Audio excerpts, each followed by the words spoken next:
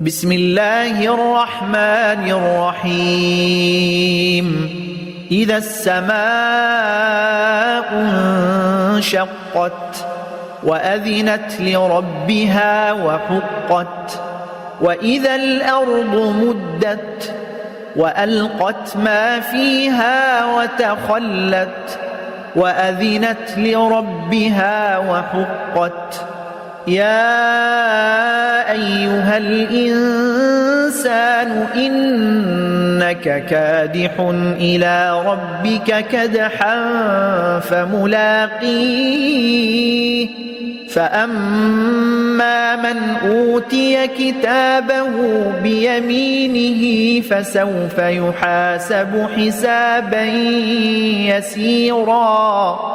وينقلب إلى أهله مسرورا وأما من أوتي كتابه وراء ظهره فسوف يدعو ثبورا ويصلى سعيرا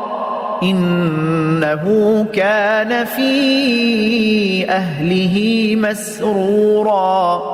إنه ظن أن لن يحور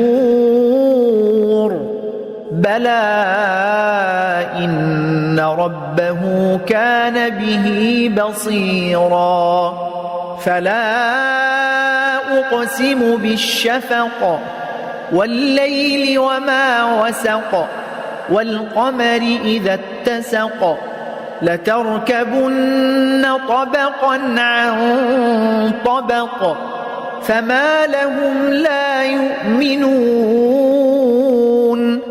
وإذا قرئ عليهم القرآن لا يسجدون